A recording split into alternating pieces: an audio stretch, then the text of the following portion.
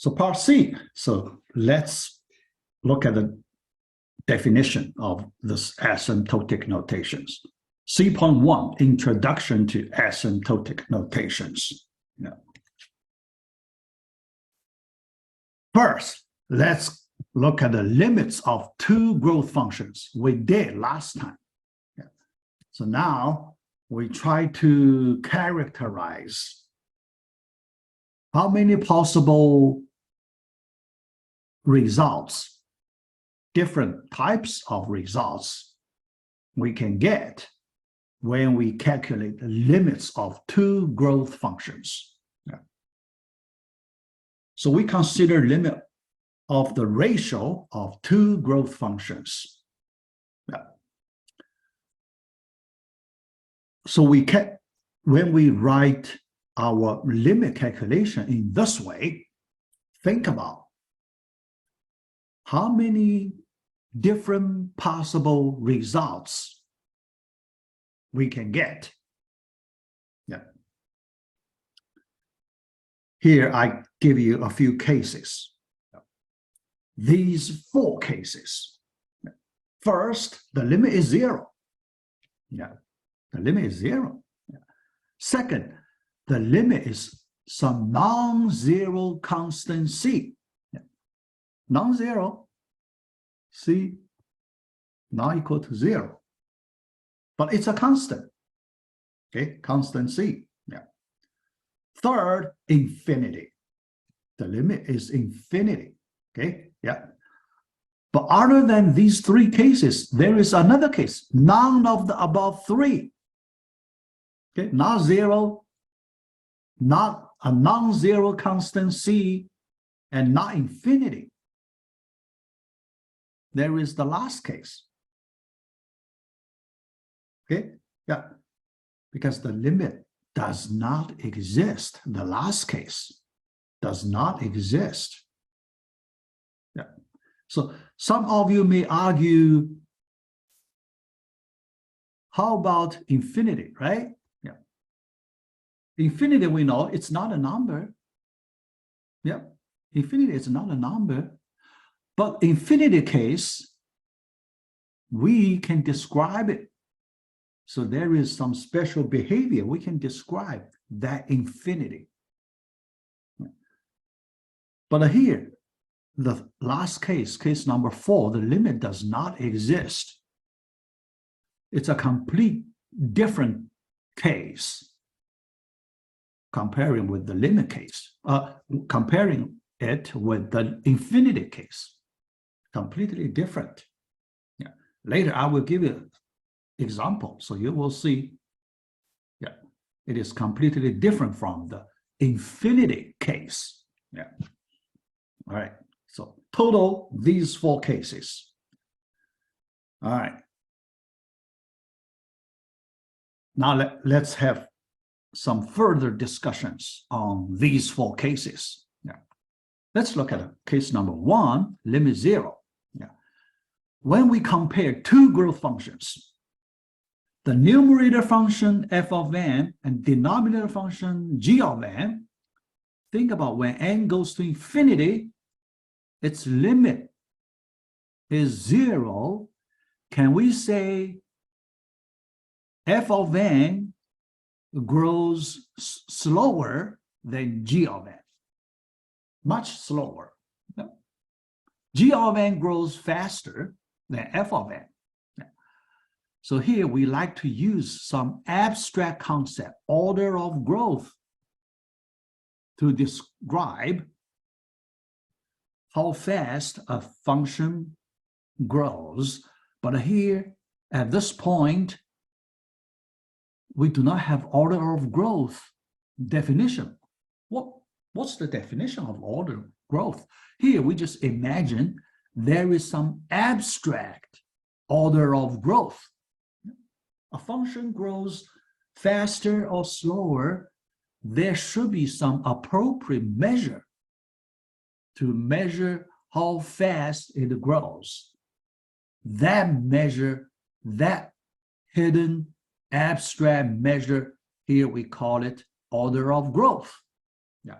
Later, I will give you a concrete description of this order of growth. Yeah. And here, we do not have specific description of order of growth, just some abstraction. Yeah. But later we will see concrete description. So when we compare, so two orders of growth for these two growth functions, the one grows slower, then we say the order of growth is smaller. The one grows faster, we say the order of growth is larger. Yeah. So this concept. So when we compare, yeah. All right. For case number 2, the ratio is, the limit of the ratio is non-constant, non-zero constant C. This case, we say they have the same order of growth. Yeah, constant. Yeah, same order of growth. Okay, yeah, because that constant, last time we know, the constant could be canceled out. The constant, non-zero constant, is not that important. Yeah. So here we treat them the same order of growth in case number 2. Yeah. Then case number 3, f of n grows faster than g of n. So we can say the order of growth of f of n is greater than order of growth of g of n for the first 3 cases. So we use abstract concept order of growth to describe how fast they grow. But one thing later we need to address, what is this order of growth? Yeah, you can see it. Actually, there is a concrete number you can use to help you understand it, this concept. Yeah. For case number 4, then it's harder to describe, yeah, because none of the above 3 cases, the limit does not exist. Because nobody can guarantee the ratio of 2 growth functions when n goes to infinity, the ratio always has a limit. Nobody can guarantee that. Okay, sometimes it has a limit, but sometimes it does not have a limit. That could happen. Yeah. So we use case number 4 for this case. Yeah. Limit does not exist, this case. Yeah. All right. Yeah. Then later in our discussion, we need to use these 4 cases. But in our discussion, we need some compact notations for these cases. Yeah. Otherwise, it requires a lot of words to describe these cases. Yeah. So we want some concise notation here. Yeah. All right. So for case number 1, we use this notation. F of n belongs to little o of g of n. This notation, little o of g of n. The meaning is f of n has smaller order of growth than that of g of n. Okay, yeah. So here you can see this notation is very abstract. Okay, yeah. So in this notation, yeah, so you want to understand this part, little o of, what's that? Yeah. Here we understand in this way. Yeah. So this notation is a set in math, a set concept. Yeah. Little of G of n, it is a set. Okay. Yeah. The set, it contains all those elements. Yeah. All those elements. Each element is a function. Yeah. And an element as a function in this set should have lower order of growth than that of G of n. That set. So we use this little o to represent that set. Okay. Then we say f function belongs to this set of functions. Yeah. All right, so that's the first case. Second case, we use big theta notation. F of n, same order of growth. Yeah. F of n belongs to big theta of G of n. Another set, yeah, a different type of set. Okay, big theta of G of n. So this set of functions contain all those functions whose order of growth are the same as that of G of n. That meaning, okay, yeah.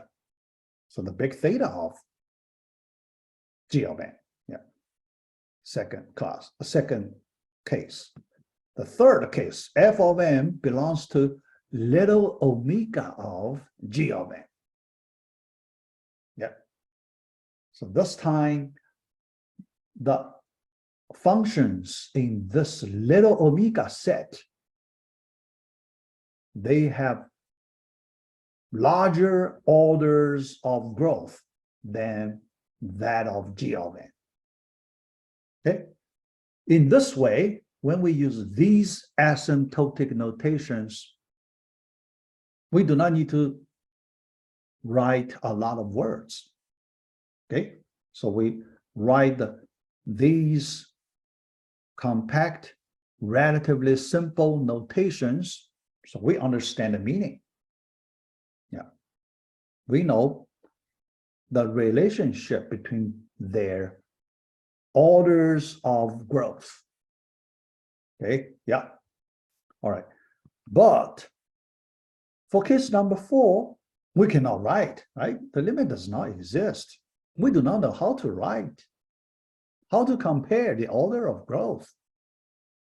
No. So we have problem for case number 4. No. So there is no notation for, no asymptotic notation for case number 4. Okay, yeah. But for case number 4, we need to do some more work to see some better description for case number 4. Okay, yeah, all right. So we need a new method for case number 4. Just, yeah. The first 3 cases, when we calculate the limit of the ratio, we can get the result. But for case number 4, if you try to calculate the limit, at some point, you will see the limit does not exist. Yeah. But you may ask me, how can that happen, right? The limit does not exist. How can that happen? You cannot imagine under what situation the limit does not exist, right? Yeah, yeah. So here, let me give you some simple example. Yeah. All right. So let's consider this limit. Yeah. Okay, yeah. All right. So the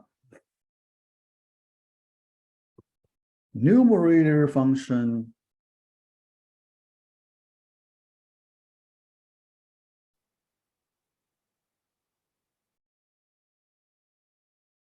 how about yeah. Okay, all right. The denominator function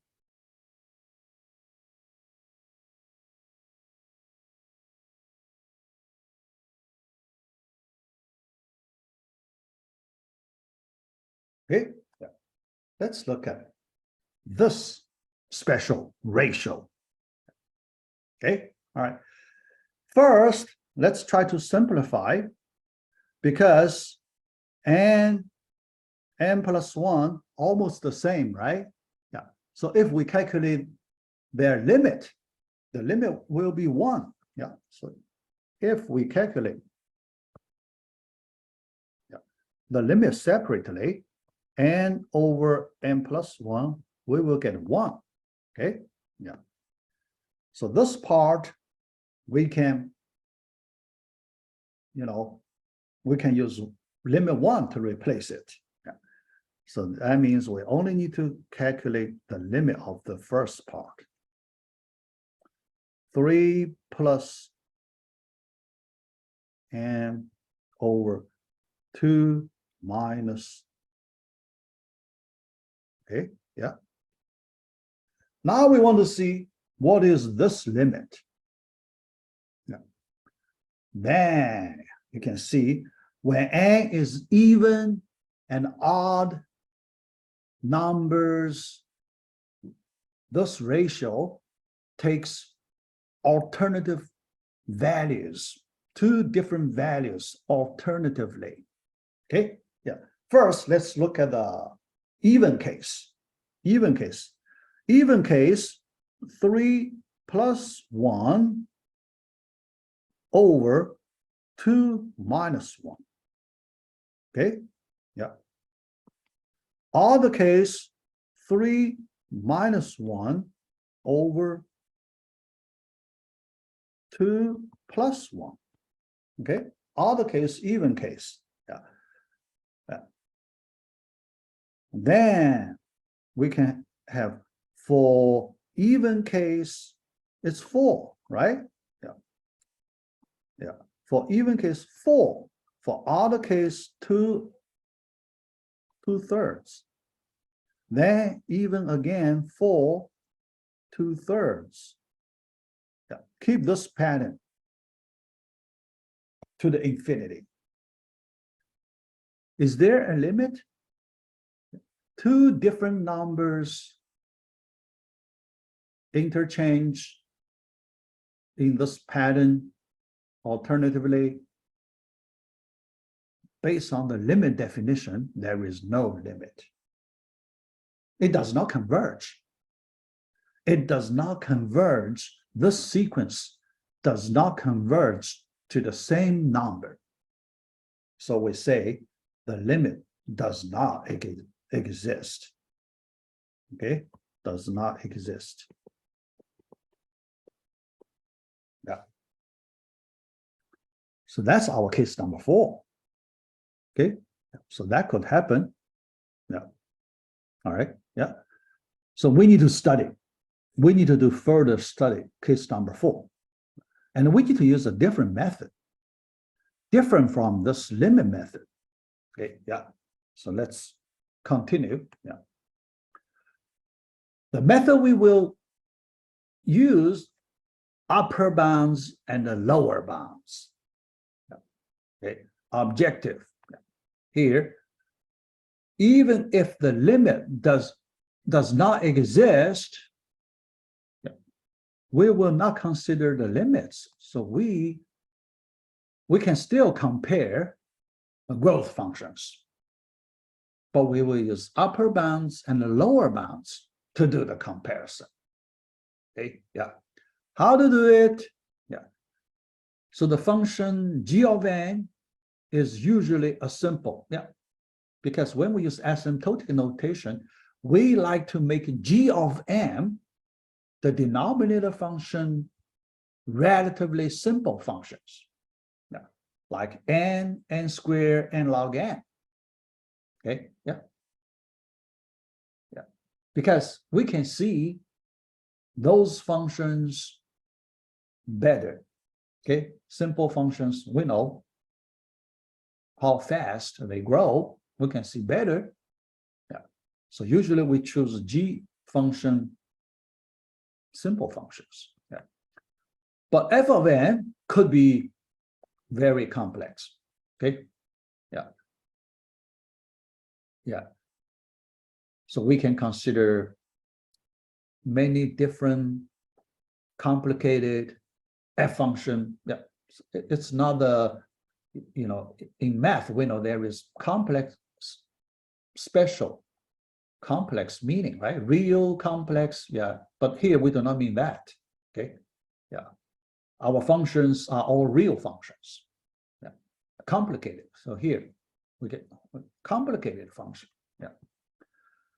All right. So we like to use some constant multiple of g of n to approximate f of n. Okay. Yeah. How to use g of n to describe f of n? Constant multiple of g of n. That's the way we use to describe f of n. But when we describe, we want to do it in two different sides, upper bound and a lower bound. Yeah. All right. Specifically, we want to find two positive constants, C1 and C2. Yeah. Such that C2 times G of n less than or equal to f of n and less than or equal to C1 times G of n. This inequality. Yeah. All right. So here you can see when the limit of the ratio f of n over g of n does not exist, our next method, we use this upper bound or lower bound method to see, can we find C1, C2? If we can find, then we can make our conclusion. Now, if we can find such C1 and C2, we both have upper bounds and lower bounds, then we can make our conclusion. We can compare the order of growth, all two orders of growth for these two functions. We can do comparison. We can make our conclusion. Yeah. But there is a possibility you may not have both upper bound and a lower bound, right? Sometimes you have lower bound, sometimes you have upper bound, but you may not have both. Okay, you only have one bound. Yeah. That could happen. Yeah. So when that happens, so here you can see there are at least three different cases. Okay. One case, you only have lower bound, you do not have upper bound. Another case, you have upper bound, but you do not have lower bound. And the third case, you have both upper bound and a lower bound. For all these three cases, we use three different asymptotic notations. Yeah. So another three asymptotic notations. Okay, yeah, all right. So we can, later we can write definitions for the asymptotic notations. Yeah, all right. C.2, now we define asymptotic notations. After C.1, so you get an idea. Yeah. How to compare orders of growth of two growth functions. Now, this topic, C.2, we want to provide rigorous definitions for these asymptotic notations. Yeah. All right. The first one, big O notation.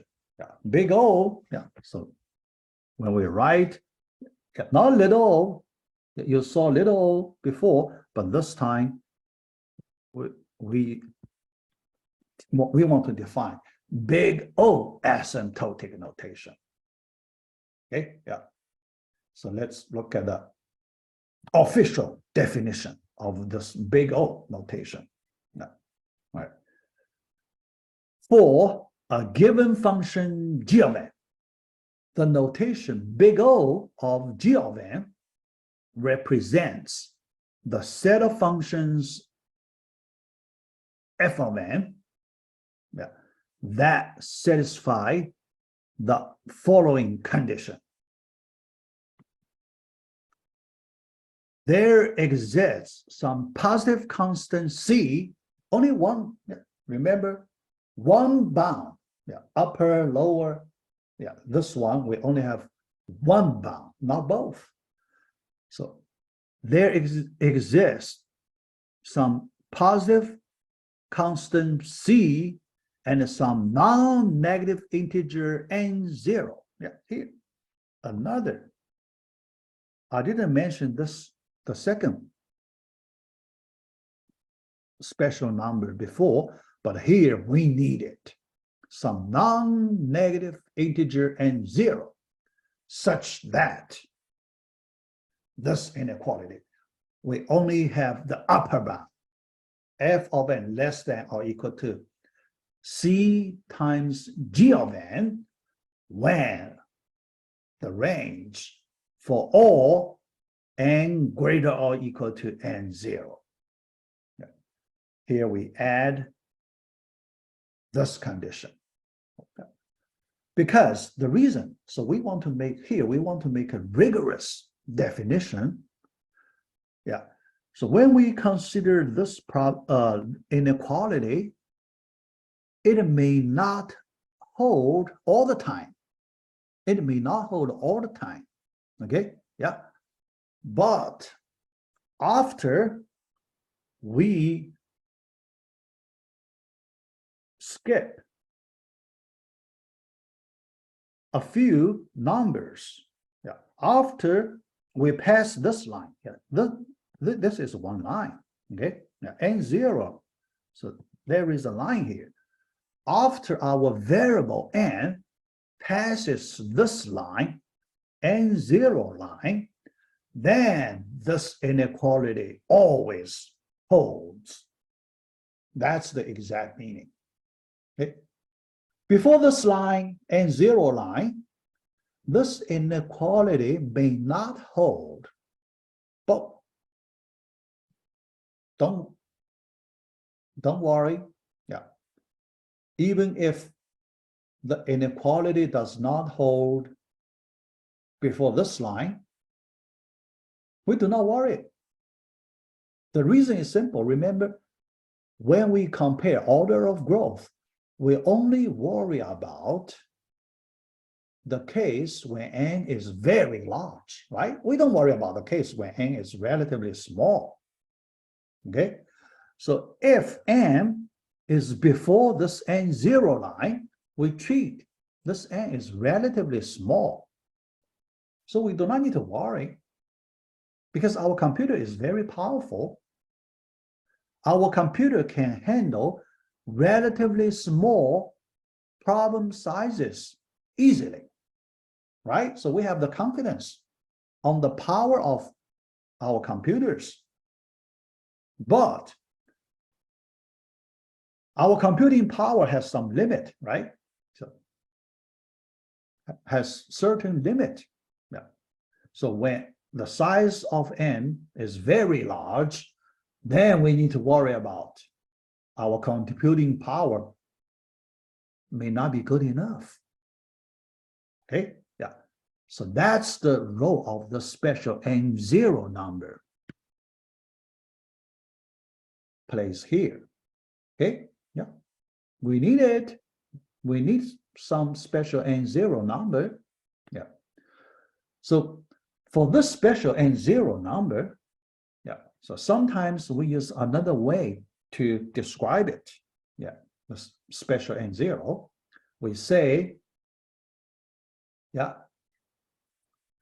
so this number, you have freedom to choose, right? Yeah, before you make your selection, you have freedom to choose. 100, 1,000, 1 million, even 1 billion, you have freedom to choose this n0 number. But after you select it, it must be fixed. Okay? Yeah. After you select the n0 number, then when you change the value of n, you should not change the value of n0 anymore. Okay? You have to fix it. Okay? Yeah. So that's the way you choose the special n0. Okay, yeah. So then we have a special way to call this n0 condition. Yeah, because sometimes we may not like to mention this n0 number explicitly. Yeah, we know there is some number, yeah, but we do not need to, give the specific number for this n0. So we usually say when n is sufficiently large. Yeah, you can see in this condition, when n is sufficiently large, you cannot see n0, right? You cannot see n0. Okay, yeah, yeah. So for the last, this last condition, yeah, if I use this n sufficiently large, I can say in this way. So I can bypass n0 representation. I can say in this way, there exists some positive constant c, yeah, such that f of n less than or equal to c times g of n when n is sufficiently large. So we do not need to talk about n0 explicitly. Yeah. So that's another way to get around explicit n0. Yeah. But they have the same meaning. Yeah. They have the same meaning. Yeah. But in some questions, sometimes we need to find those n0. Yeah. We need to find after our problem size variable n passes what special number n0 the inequality holds, the upper bound or the lower bound, or both upper bound and the lower bound are there. Okay, yeah, yeah. So this is the big O notation, formal definition. Yeah. Similarly, we can have other definitions. Yeah. All right. Yeah, but here, before we move to another definition, yeah, so we use a graph to visualize this relationship. Yeah. All right. So we have a G function first. Yeah. But in order to describe this f function, we need to adjust constant multiple of g, c times g of n. We can choose that constant c. So we can, move the curve up or down when we change the value of c. Yeah. Yeah. Until the graph of this curve is above the curve of f of n, but remember this vertical line, n0, this vertical line, yeah, at the left-hand side of this vertical line, yeah, we don't worry about which curve is higher, which curve is lower. It doesn't matter. Okay, yeah. But after this line, at the right-hand side of this line, then we need to make sure C constant multiple of G of n, its curve should be completely above the curve of f of n. That's the meaning of this definition. Yeah. So the visual understanding, like this one, this graph. Yeah. All right. So let's look at another asymptotic notation. This time, big omega notation. Yeah. All right. So the previous one, we have the upper bound. How about the lower bound? So this one, we want to see the lower bound case. Yeah. The definition almost the same, but we change to the lower bound. Yeah. And the asymptotic notation, this time we use this big omega notation. Okay. Yeah. Also constant C, non-negative integer n 0, such that this time f of n greater or equal to C multiple of G of n.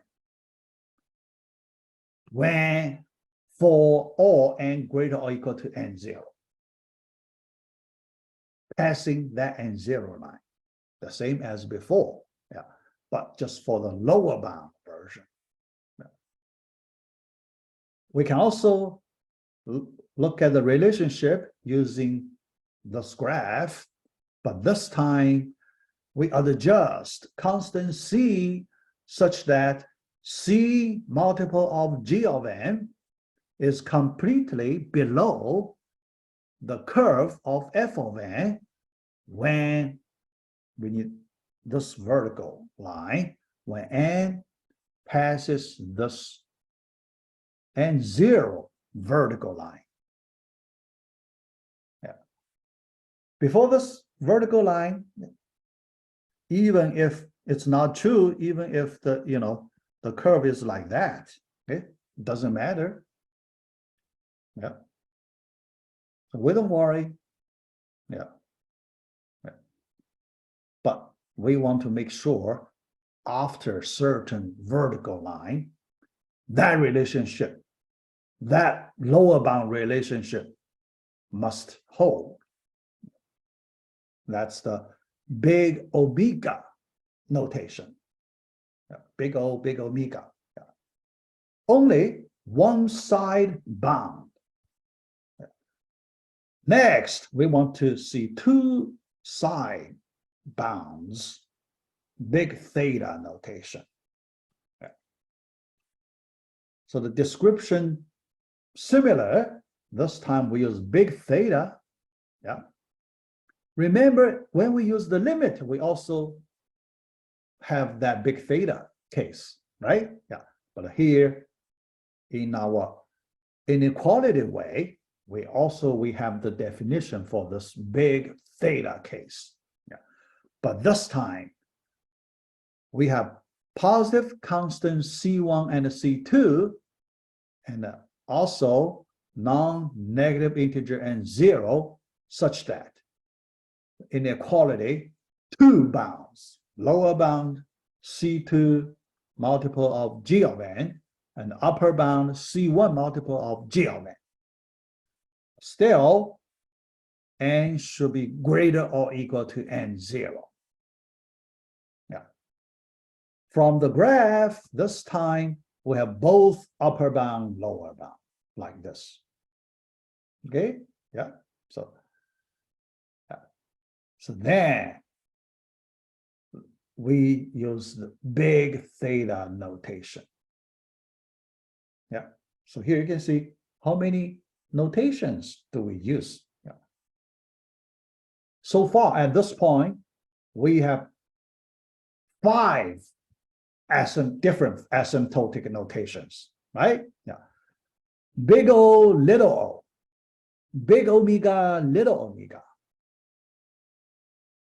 big theta. Yeah. 5 different asymptotic notations. Okay. Yeah. Yeah. All right. Yeah. So after these definitions, so that's all we need for this class. Now, try to get yourselves familiar with these abstract asymptotic notations. Okay, yeah. So that's all we need for this class.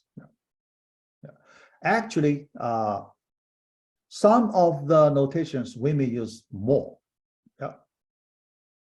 So I like to say, these two asymptotic notations will be used the most. Okay, one is big O of G of n. Another is big theta of G of n. These two asymptotic notations will be used the most. Okay, yeah. The other three, so we do not use them much. Okay, later in our discussions, we mainly use these two asymptotic notations. Okay, yeah. So not too hard. Yeah. Big O, we have upper bound. Yeah. Big theta, we have both bounds, lower, upper, both bounds. Yeah. All right. Next, I want to show you a few examples of asymptotic notations. Yeah. So let's do some calculation. Yeah. Sometimes we need to do some proofs, based on the definitions, and sometimes we use definitions, sometimes we calculate the limits. So these two different methods to compare the orders of growth for different growth functions. Yeah. All right. Part one, examples. Yeah. The first example, I want to start with a very simple example. Yeah. Show that n plus 2 belongs to big theta of n. This question, very simple, right? Yeah. N plus 2, that's our f function. Okay. Yeah. So our f of n equals this n plus 2. So our g of n equals this n. And to answer this question, we have two different ways, right? The first, the limit way. Yeah, because big theta, we can calculate the limit. Our limit way, we have case number 2, we can calculate the limit of these two functions and see if the ratio equals a non-zero constant c. If it is a non-zero constant c, then we know we have this conclusion, big theta conclusion. Yeah. All right. Yeah. It's simple. Yeah. So I can write in this way here. Yeah. The limit f of n over g of n, f of n, n plus 2. G of n is n. And we know the limit is 1. Yeah. It's very easy to find the limit is 1. Okay. Yeah. I hope you know, right? Yeah. You know why the limit is 1. Okay. So do you need my explanation? Yeah. Because I feel it's simple, so I do not do further explanation. Okay, good. Yeah. Dakota. Yeah. Right. Yeah. Yeah. Madison. Yeah. Almost. At what point does it not be 1? Yeah. Yeah. Here, the thing is, because the limit we can write separately. All right. So yeah, because when you ask me the limit, so we can write n over n, the first limit, because we use the limit property, 2 over n. n goes to infinity, right? We can write in this way. The first one is 1, the second one is 0. So that's the reason it's 1. Okay? Yeah. Right. Yeah. Yeah. Not 1, right? Yeah. There are many different ways, not 1. Yes. Yeah. Many different ways, not 1. Yeah. Yeah. All right. Yeah. But here, although the limit way is very simple, in order to do some practice using definition, so I like to prove this question using the definition, upper bound, lower bound. This big theta, we need to find upper bound, lower bound, C1, C2, and we also need to find that non-negative integer n0. We need to find these 3 things. In order to use the definition for this big theta notation, we need to find C1 constant, we need to find C2 constant, and we also need to find n0 constant. It's harder than the limit way. Limit way, you do not need to find those constant. You just calculate the limit. If its limit is non-zero constant, then you can make your conclusion. Yeah. All right, so for the definition, yeah, because this is f function n plus 2, now I need to find lower bound and the upper bound. Lower bound is constant multiple of n, upper bound another constant multiple of n. 2 different constant multiples of n. Okay, yeah. So let's work on the lower bound first. We know constant multiple of n, 1 multiple of n. How about that? 1 times n, because we ignore that plus 2, so the value should be smaller. So n less than n plus 2. That's trivial, yeah. But we get 1 constant, right? Yeah. And when this inequality holds, yeah, we need to know when this inequality holds. When n greater or equal to 0, it's whole. Yeah. Some of you may argue when n is negative, it also holds, right? Yeah, but our problem size cannot be negative. Okay, we only consider non-negative integer n. Yeah, because that corresponds to our problem size. Yeah. All right. So C2 equals 1. Yeah. Then the upper bound, we need to see what constant multiple times a constant multiple of n is greater than n plus 2. Okay. Can we replace 2 by n and make it larger? Because n plus n equals 2n. Yeah. But this inequality only holds when n greater or equal to 2. Yeah. So when n greater or equal to 2, we have n plus 2 less than or equal to 2n. Yeah. We can make that assumption, yeah, because that n0 condition allows us to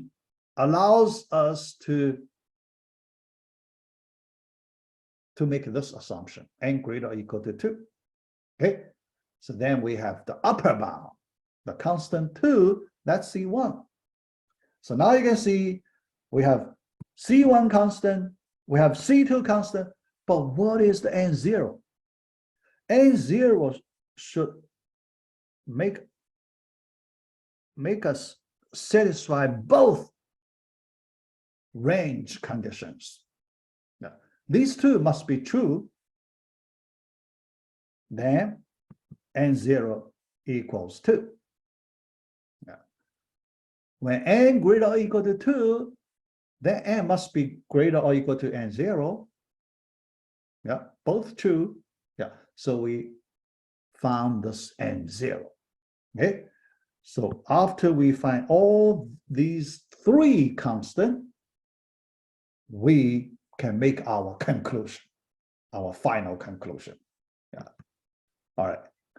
So that is, yeah. All right. That is the first example. Yeah. I need to give you the second example. Okay. All right. Yeah. So this time, lower bound, big omega, lower bound. So n cubed belongs to big omega of n squared. Yeah. Yeah. So here we only need to find the lower bound, Yeah. So this is the lower bound, but what is the range? Yeah. Okay. We can easily see when n greater or equal to 0, this inequality must hold. Yeah. So this time C equals 1, and 0 equals 0. Because only lower bound. So that's enough. Okay. Yeah. So we can make our, after this, we can make our conclusion. Okay. Yeah. So that's two simple examples. Yeah. All right. Part 2, example number 3, this time, yeah, big theta, yeah, but we want to find both upper bound and a lower bound. Yeah. A little harder. First, if you use the limit way, then it's much simpler. Yeah. So let me use the limit way first.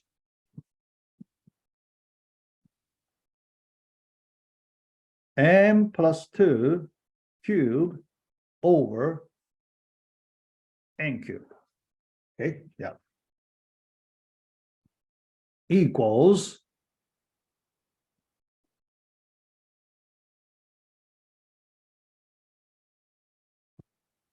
n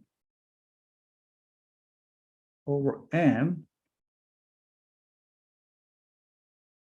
cube. Yeah. Yeah. We take that cube out of the limit based on the limit property. One of the limit properties. So we can do this way. It's legal. Yeah. Then inside the bracket, you can see it's 1. Yeah. 1 cube, that's 1. Okay. So that's simple. Okay. If we are familiar with some basic properties of the limits, then it's very easy. Yeah. Okay. All right. But here we also want to practice the definition way. Yeah. Because here we are working on big theta notation. So we need to find C1, C2, and N0, both lower bound and upper bound, then N0. Yeah. So let's look at the lower bound first. Lower bound should be easy, right? N cube. Yeah. Yeah.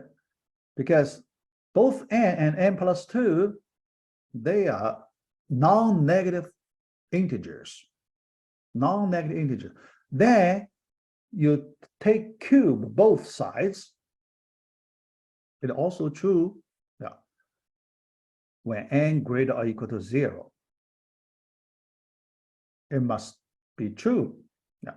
Then the upper bound, we do similarly. Yeah, here the upper bound, m plus 2.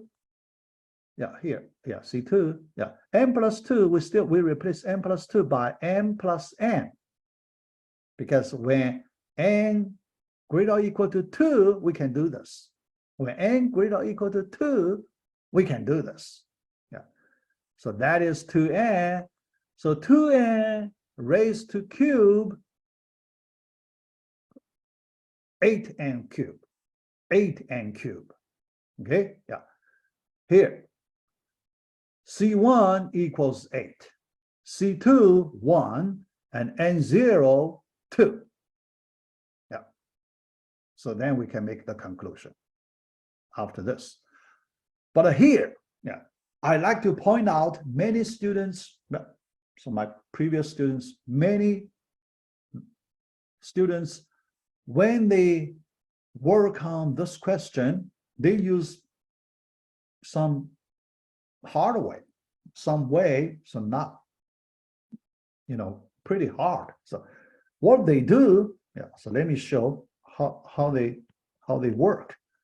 So they work on this n+2 cube directly. They expand this expression. They use that, sum cube of sum, that formula to expand it. Yeah. So they write n cubed plus 3, so 6n squared plus,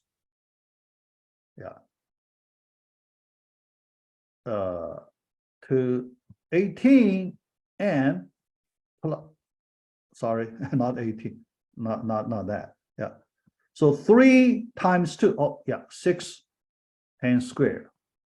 6, 2 squared, 2, 4, so 12n plus 8. So they expand this n+2 expression, cube expression, to this polynomial. Now, it's correct, but if you work on this polynomial, is it much harder? Right? If you want to use constant multiple of n cubed for the upper bound of less than equal to C1 n cubed, that would be pretty hard, right? Think about that. That would be much harder, right? Yeah. So many students did in this way, so not recommended. Okay. Yeah. So do it in this way. Do not expand. Do not expand that n+2 cube. Okay. Yeah. Do estimate before you take the cube operation. Okay. Yeah.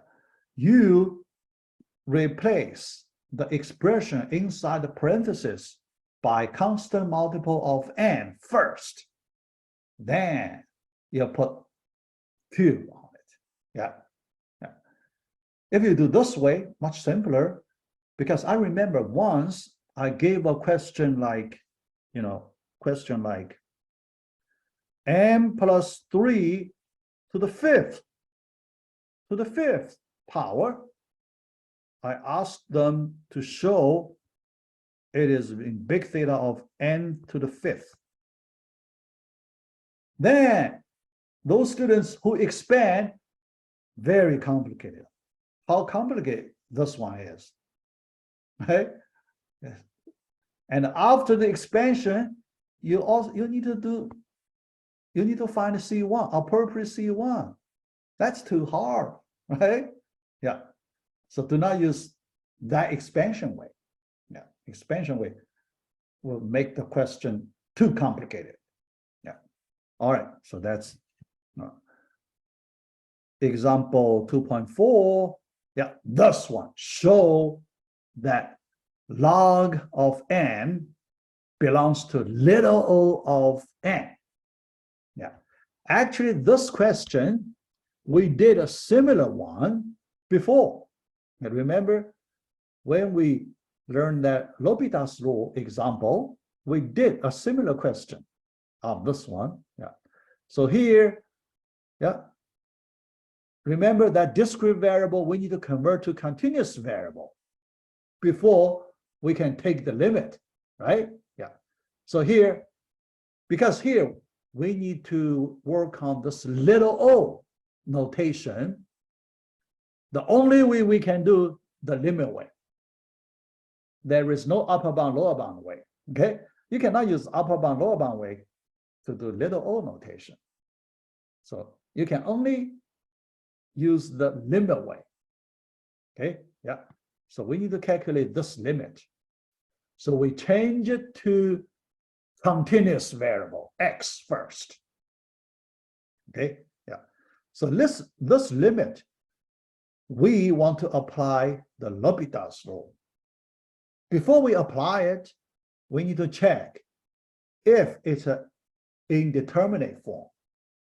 If it is an indeterminate form. Yeah. No problem. Yeah, here, yeah, assume hidden base A greater than 1. And yeah, here, yeah, I didn't write indeterminate. Actually, it's an infinity over infinity determinate form. Okay, so we check it. Then we can apply the L'Hopital's rule. We take a derivative.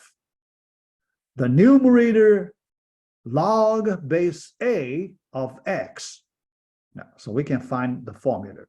Derivative 1 over constant, the constant multiple, that's log, natural log of A, constant multiple of x. Okay. Denominator, its derivative is 1. Yeah. So after simplification, 1 over natural log of A times x. So that constant. 1 over natural log of A, it's a constant. Yeah. So when x goes to infinity, 1 over x, this limit goes to 0. Okay? Yeah. If the limit is 0, then we go back to the discrete variable. So this is continuous variable. So we can take derivatives. But after we get the limit, we can go back to the discrete variable version. Oh, yeah. So here, I quickly jump to the next topic. Yeah, but actually, if let me write one more step. Yeah, because this implies that limit n goes to infinity, log of n over n equals 0. Okay, yeah. So then we have this little o notation. Okay, yeah, so we complete it. Yeah. All right, yeah, let me stop right here and we take 15-minute break. Yeah, at 7 o'clock, then you come back, we do the second half of this lecture.